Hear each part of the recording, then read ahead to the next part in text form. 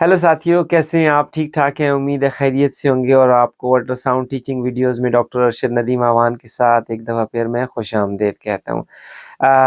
मैं चूँकि गायनी की सेक्शन को और गायनी की यूनिट को स्टार्ट किया हुआ है, तो मेरा आज का टॉपिक जो है वो एडिनोमायोसिस है। एडिनोमायोसिस बहुत कॉमन है और अब बिनाइन कंडीशन है। असल में एडिनोमायोसिस होता क्या है? हम बाज़ औक़ात ये लेबल तो कर लेते हैं, लेकिन हमारा जहन में पॉइंट नहीं आता कि बेसिकली ये क्या चीज़ है।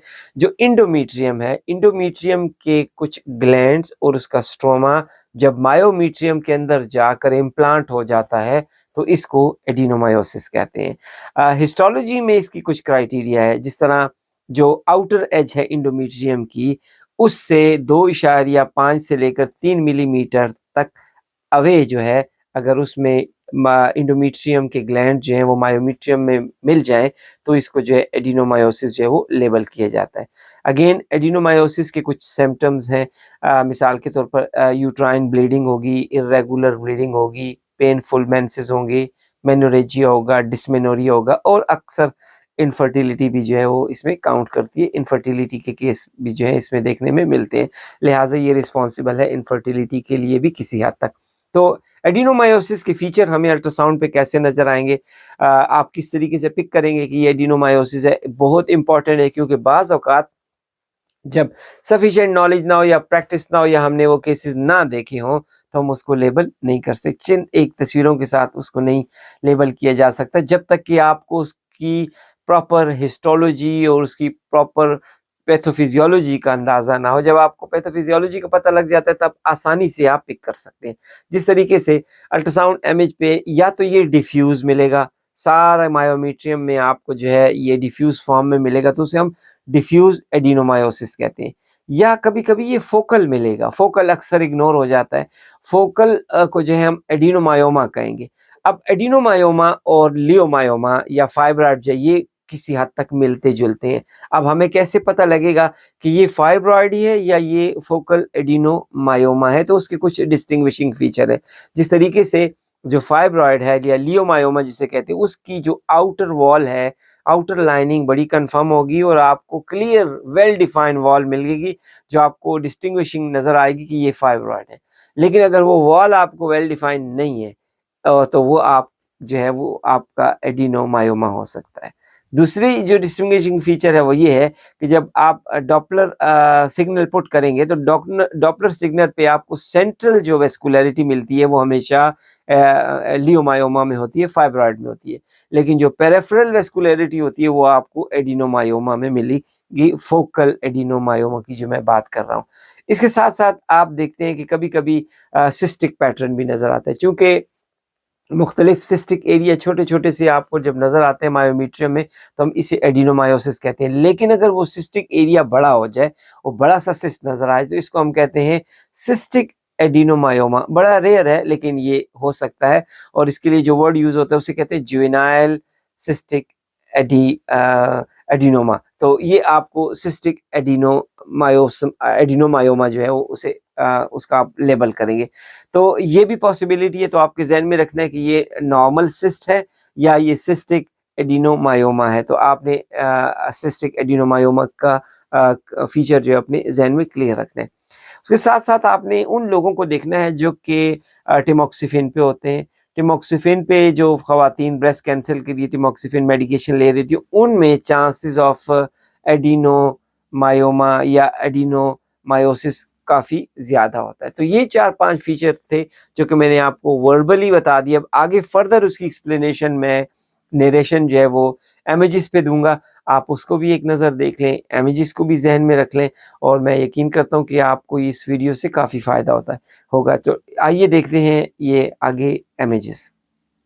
इस ट्रांसवेजाइनल स्कैन पर अगर आप गौर से देखें तो आपको जो है यूट्रस नज़र आ रहा है। यूट्रस के सेंटर में आपको इंडोमेट्रियम नज़र आ रही है। ये इंडोमेट्रियम थिकनेस ऐसा है जैसे प्राइमरी या अर्ली सेक्रेटरी फेस की इंडोमेट्रियम हो। लेकिन अगर आप गौर करें तो इनके साथ दो स्पॉट, एक सुपीरियर टू इंडोमेट्रियम का जो है वो गोल राउंड इकोजेनिक नोड्यूल नज़र आ रहा है, और जो लोअर पार्ट में नज़र आ रहा है छोटा सा ट्यूबुलर सा एरिया है।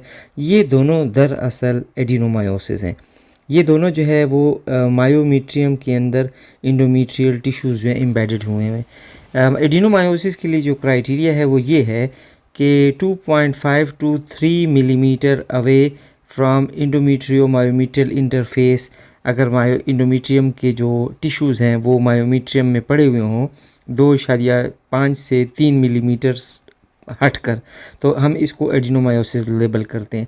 तो एडिनोमायोसिस का ये पहली प्रेजेंटेशन जो आपको नज़र आएगी ये इस तरीके से आपको देखने में मिलेगी। अगर आपको इस सराउंडिंग में इकोजेनिक या नोड्यूल नज़र आ रहे हों या आपको इकोजेनिक लाइनें, स्ट्राइएशन, लंबी लंबी लाइनें नज़र आ रही हों, तो ये कन्फर्मेटरी साइन है कि ये एडिनोमायोसिस है।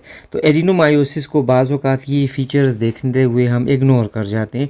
ये इग्नोरेंस की चीज़ नहीं है, ये बड़ी आसानी से अगर आपको इसके तीनों पैटर्न 5 पैटर्न हैं इसके जो नज़र समझ आ जाएँ तो आपको आसानी होगी। तो ये इसका पहला पैटर्न है, या नोड्यूल्स की फॉर्म में या छोटी छोटी इकोजेनिक लाइनिंग की फॉर्म में, इसको हम एडिनोमायोसिस कहते हैं। ये एक ट्रांसवेजाइनल स्कैन है। इस ट्रांसवेजाइनल स्कैन पे आपको यूट्रस नज़र आ रहा है। यूट्रस जो है वो रेट्रोवर्टेड है। आपको इंडोमेट्रियम थिकनिंग जो है वो नज़र आ रही है। ये इंडोमेट्रियम थिकनिंग जो है वो ऐसे शो करती है जैसे पेशेंट जो है वो अर्ली सेक्रेटरी फेस में हो। अगर आप मायोमेट्रियम को गौर से देखें तो मायोमेट्रियम के अंदर स्मॉल सिस्टिक स्पेसेस जो हैं वो नज़र आ रहे हैं। स्मॉल सिस्टिक स्पेसेस जो हैं ये दरअसल इंडोमेट्रियल टिश्यूज़ हैं जो कि मायोमेट्रियम के अंदर मौजूद हैं, मायोमेट्रियम के अंदर चले गए हैं। नॉर्मल क्राइटेरिया ये है कि मायोमेट्रियो इंडोमेट्रियल इंटरफेस से 2.5 से लेकर 3 मिलीमीटर तक दूर अगर ये सिस्ट मौजूद हों तो इसको हम जो है एडिनोमायोसिस कहते हैं। और एडिनोमायोसिस का ये पैटर्न जो है बड़ा कॉमन है और ये ज़्यादातर क्लिनिशियन इस पे रिले करके, डिपेंड करके एडिनोमायोसिस की डायग्नोसिस कर देते हैं। लेकिन एडिनोमायोसिस के जो फ़ीचर हैं वो यही एक नहीं है, इसके 5 फ़ीचर्स हैं। जिस तरह पहले मैंने बताया कि एडिनोमायोसिस जो है वो नोड्यूल्स या स्ट्राइएशन, छोटी छोटी इकोजेनिक लाइनें की शक्ल में भी जो है वो नज़र आ सकता है, और ये एडिनोमायोसिस का एक पैटर्न है। दूसरा पैटर्न ये आपके सामने है जिसमें कि छोटे छोटे सिस्ट जो है वो मायोमेट्रियम में होंगे। ये बहुत कॉमन पैटर्न है और ये ज़्यादातर क्लिनिशियन इसको डायग्नोस कर देते हैं।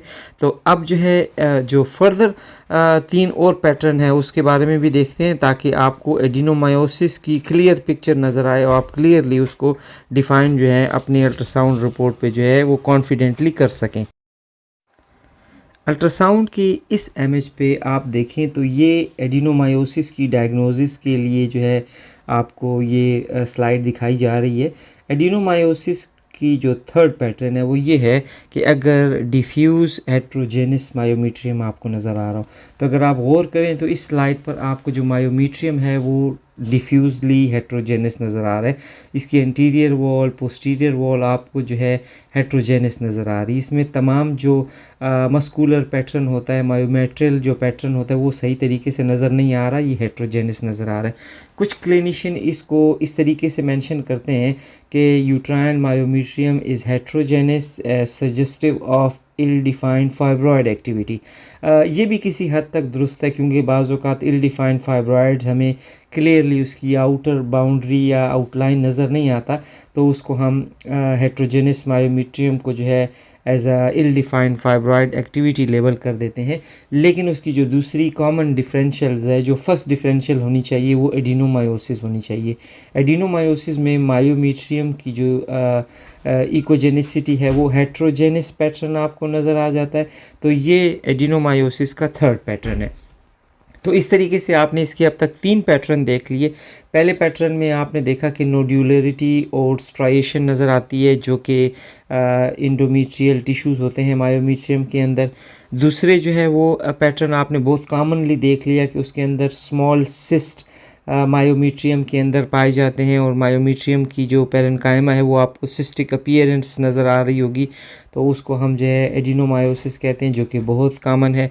ये तीसरी जो फॉर्म है, इसमें ये होता है कि जितना भी मायोमीट्रियम की जो अपीयरेंस है अल्ट्रासाउंड पर, वो आपको हेट्रोजेनस नज़र आ जाती है। इस हेट्रोजेनिसिटी को जो है वो एडिनोमायोसिस कहते हैं। तो एडिनोमायोसिस का ये पैटर्न बड़ा कॉमन है। इसमें आपने रिपोर्ट में लिखना होता है कि अल्ट्रासाउंड जो है शो करता है कि यूट्रस या तो बल्कि है। अक्सर एडिनोमायोसिस में यूट्रस बल्कि होता है, क्योंकि डिफरेंशियल में मैंने मेंशन किया, और उसका मायोमीट्रियम जो है वो हेट्रोजेनस जो है उसकी अपीयरेंस है।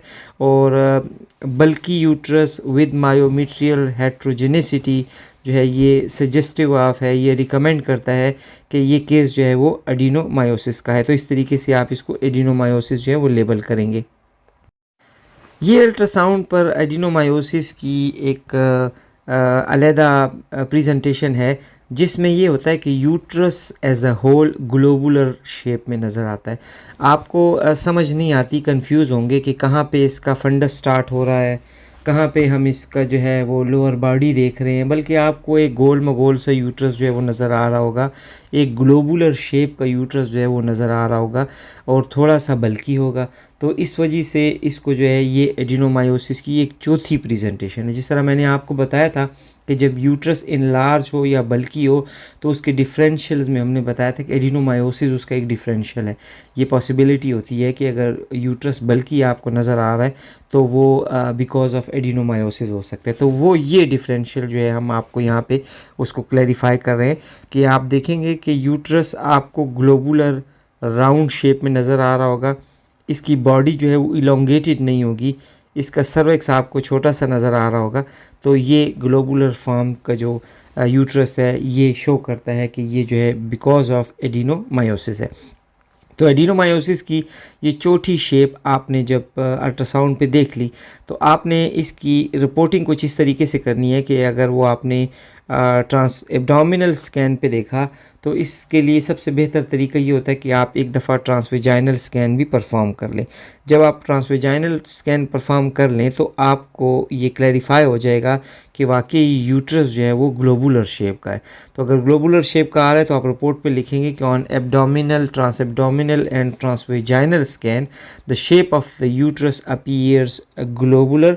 अब जबकि मायोमीट्रियम इसकी क्लियरली डिस्टिंग्विशेबल नहीं है, so that's why keeping all these features in view, it is suggestive of that it is adenomyosis, bulky uterus with adenomyosis। और ये एडिनोमायोसिस की लास्ट प्रेजेंटेशन जो है वो इस तरीके से होती है कि इसमें एसिमेट्रिकल मायोमीट्रियल थिकनिंग नज़र आती है।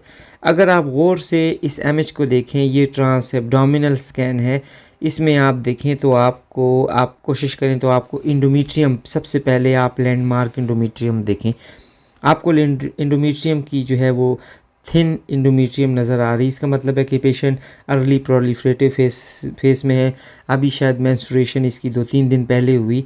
और आप देखें जो सुपीरियर पार्ट है वो इंडोमीट्रियम से, सुपीरियर वॉल ऑफ मायोमीट्रियम जो है इंडोमीट्रियम तक, ये बहुत थिन है, हार्डली कोई 2 मिलीमीटर तक आपको नज़र आ रही है। और अगर आप ये पोस्टीरियर वॉल इसकी देखें तो आपको पोस्टीरियर वॉल नियरली 5 सेंटीमीटर तक थिक नज़र आ रही है। तो इसका मतलब है कि ये डिसप्रोपोर्शनेट है, आपको इसमें एसिमेट्री नज़र आ रही है। इंटीरियर जो मायोमीट्रियम थिकनेस है वो बहुत कम है, पोस्टीरियर मायोमीट्रियल थिकनिंग जो है वो बहुत ज़्यादा है।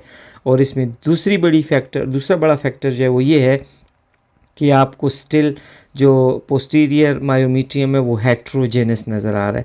तो ये एसिमेट्रिकल मायोमीट्रियल थिकनिंग जो है ये सजेस्ट करता है कि ये एडिनोमायोसिस है। अगर आपके पास ये केस इस तरीके से आ जाए तो आप स्ट्रेट अवे कॉन्फिडेंटली रिपोर्टिंग में जो है आप एडिनोमायोसिस लिख सकते हैं।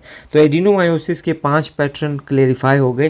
पहले पैटर्न में आपको बताया कि आपको इकोजेनिक नोड्यूल्स या स्ट्राइएशन नज़र आएगी। दूसरा मैंने बताया कि आपको जो है cystic appearances with in myometrium नज़र आएगा।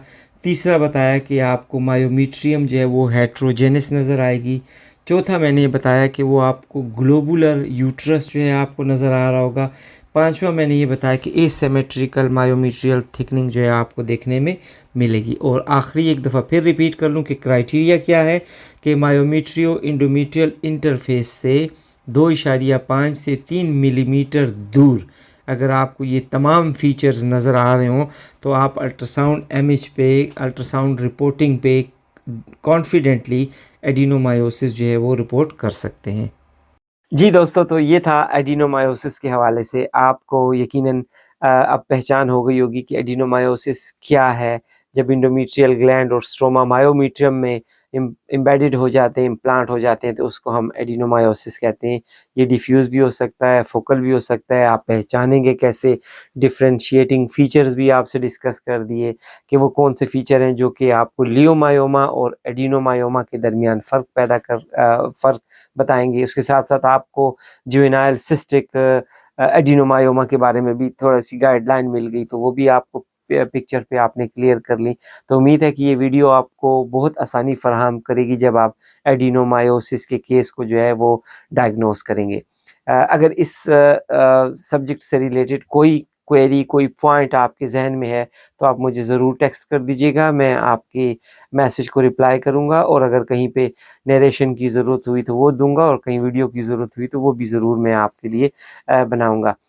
इंशाअल्लाह किसी दूसरी वीडियो के साथ आपकी खिदमत में दोबारा हाज़िर हूँगा। मेरी वीडियो देखते रहिएगा और अपना बहुत ख़्याल रखिएगा।